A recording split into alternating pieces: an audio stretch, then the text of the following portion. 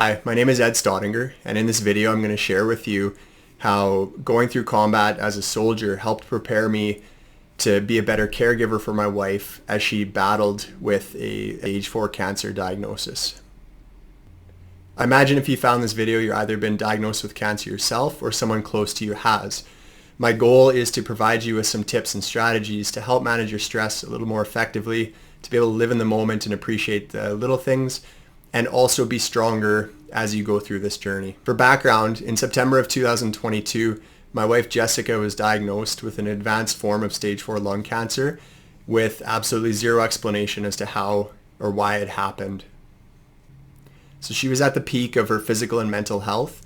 Earlier in the summer, we were going on hikes, we were doing bike rides, we were in the mountains, we were just living life and enjoying things. And unfortunately, she ultimately passed away after a 10-month battle in May of 2023. If you're interested in the full story, I'm going to put the link at the end of this video so you can check that out.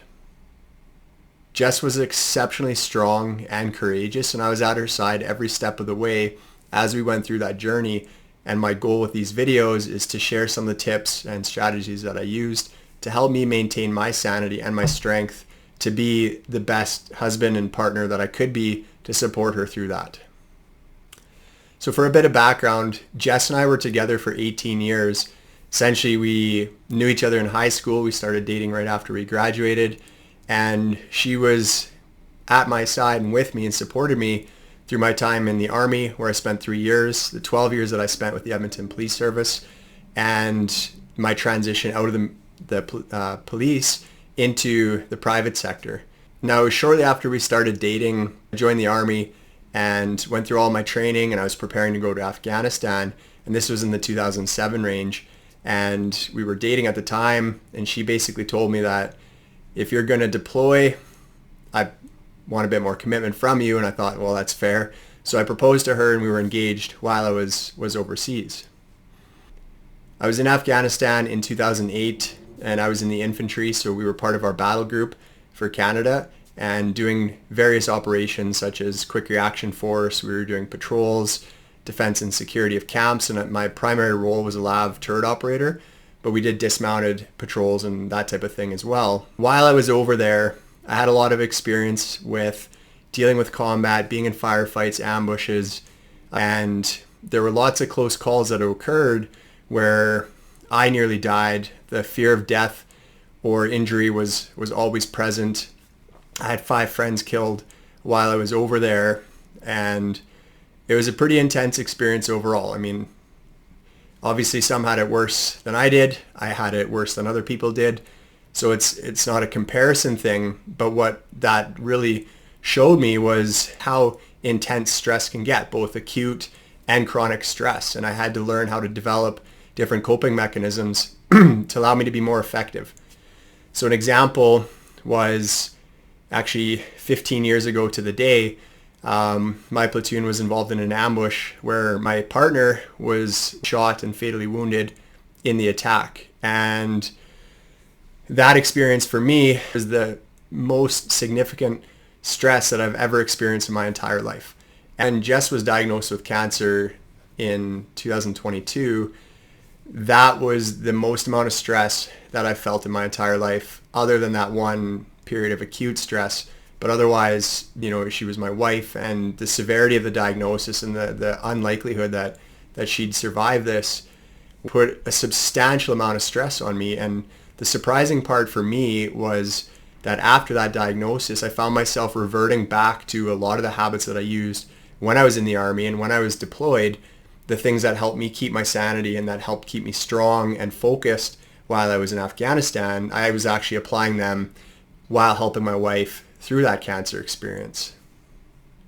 With that in mind, that's what my goal of the video is to share 4 tips or strategies that I used when I was in Afghanistan, also throughout the cancer, to be a better provider for my wife.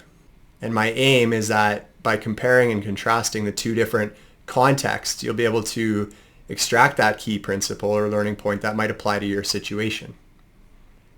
So tip number 1 is to learn to live in the moment. Going back to the day 15 years ago that I already spoke about, where we received our patrol orders. We knew we were going to a high threat area. We knew that the risk level was exceptionally high compared to what we'd previously done. And we did everything that we could prepare for the mission the night prior. So we loaded our weapons, made sure they were functional, that the vehicles were all in working order, our kit was laid out and everything like that. Once that was done, we had some free time. So rather than stress about what was coming tomorrow, we just, as a group, my team watched a movie together, and it was Black Hawk Down. And the reason I talk about that is we were able to live in the moment and not allow the stress of what could happen affect how we were enjoying our time together, or we didn't let it ruin our evening, even though we knew that chances were high that this was going to be a very dangerous situation. Now, going back to the cancer, I knew that it would almost take a miracle for her to survive. And we knew there was a lot of uncertainty and we didn't know what tomorrow would bring. But what we did is we used that same mindset and allowed ourselves to live in the moment so that we were able to focus on the things that mattered. So we acknowledged the risk and we acknowledged what could happen, but we didn't let the cancer and that dark cloud ruin our ability to enjoy our movies together or enjoy our walks or going out to the mall. And we really lived in the moment and just said, okay, you know what? This risk, we're going to put it over here. It's there. I know it's there, but I'm not going to put too much effort or thought into it. I'm not going to allow it to really affect my day-to-day too much. The second pointer is to appreciate the little things. When I was in Afghanistan, there was one big patrol that we did where it was a resupply of a bunch of combat outposts, and it was a very large operation with a lot of different vehicles and preparation.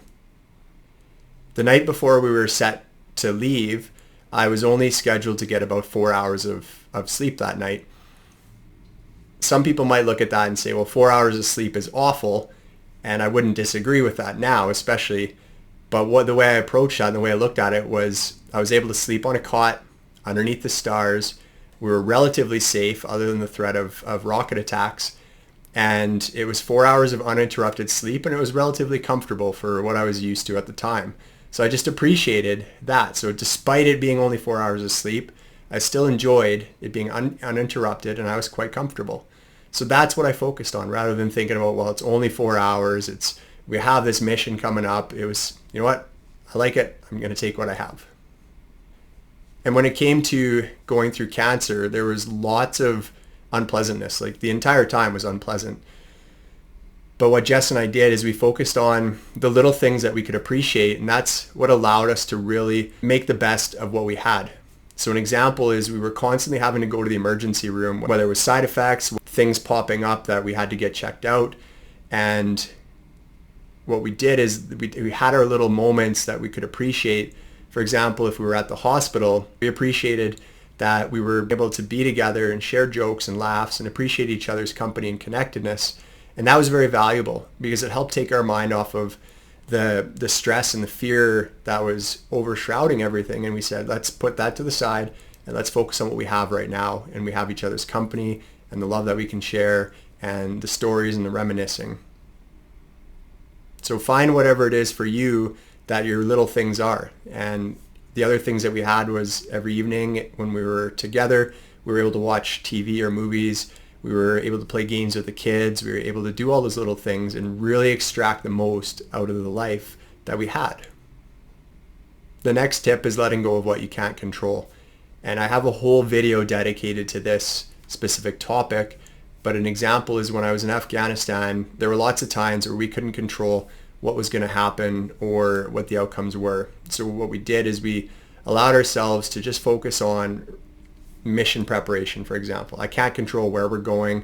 I can't control the decision making at the commander level, but I can make sure that my kit is in order, that I'm mentally prepared, that I'm rested, and all those different things so that whatever happened, I was as prepared as I could possibly be. And that allowed me to give me peace of mind so that I knew that I prepared to the best of my ability. And when it came to the cancer, it was the same thing. Rather than allowing ourselves to worry too much about the risk and the potential of her dying, we focused on what we could control, and we could control diet, we can control mindset, we can control our reactions. And that made a big difference in our peace of mind, because we knew we were doing the best we could, and no matter what the end result was, it wasn't for lack of effort or lack of trying. And now that this is all over, I'm able to look back and say that I have very few regrets in how we handled that situation.